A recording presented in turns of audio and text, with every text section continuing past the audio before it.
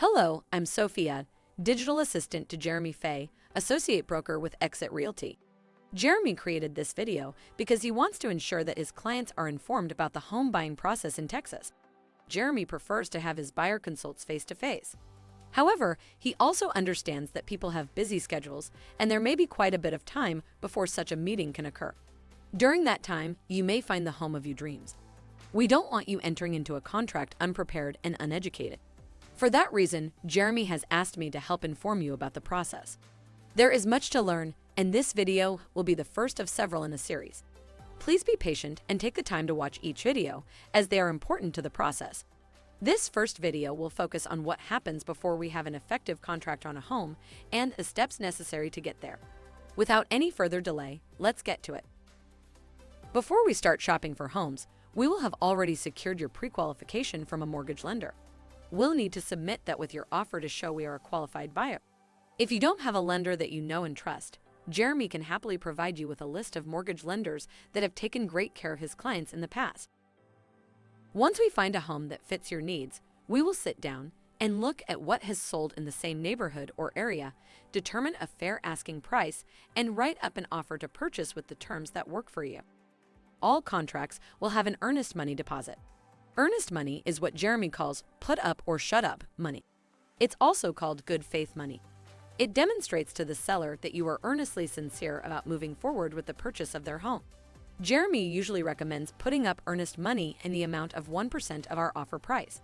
So if we're offering $200,000, then Jeremy recommends $2,000 earnest money. That amount can vary, of course, and is negotiable depending on your needs.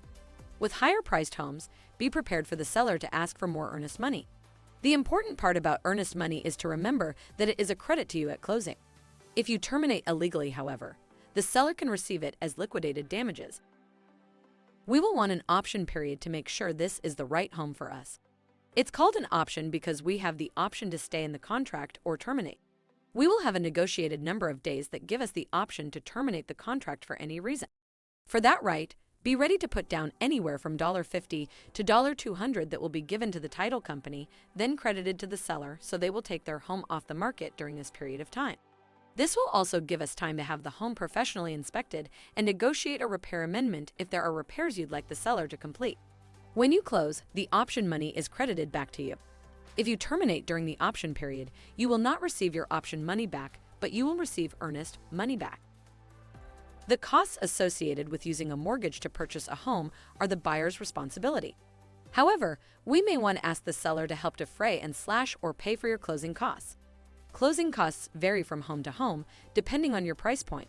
They can even change day to day and are dependent on prepaid interest costs, prorated taxes, and more. A cheater method to calculate closing costs is to take 3% of the home sale price. Keep in mind, this is not 100% accurate, but it will give us a ballpark number to start with. Your lender is the best source of information for determining your closing costs. We may also ask the seller to pay for your title policy, survey, and home warranty for the first year you're in the home. These costs can all be negotiated. Be prepared for a seller not wanting to pay all or any of these costs. Make sure to have a conversation with Jeremy about what's customary in the current market. We will submit the offer and wait to hear back from the seller's agent. The seller has 3 options when they receive your offer. They can accept, reject, or make a counteroffer. Be prepared for negotiations to take a few days if we receive a counteroffer.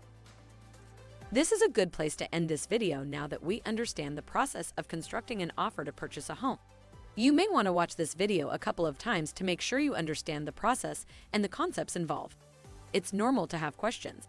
If you do, please reach out to Jeremy, and he will work to answer them to ensure you are a well-educated home buyer. In our next video, we will discuss what happens when all parties are in mutual acceptance and we have an effective contract. Thanks so much for trusting us in what will probably be the largest purchase of your life. We don't take it lightly. Also, thanks for taking the time to watch this video. We're excited to begin this journey with you.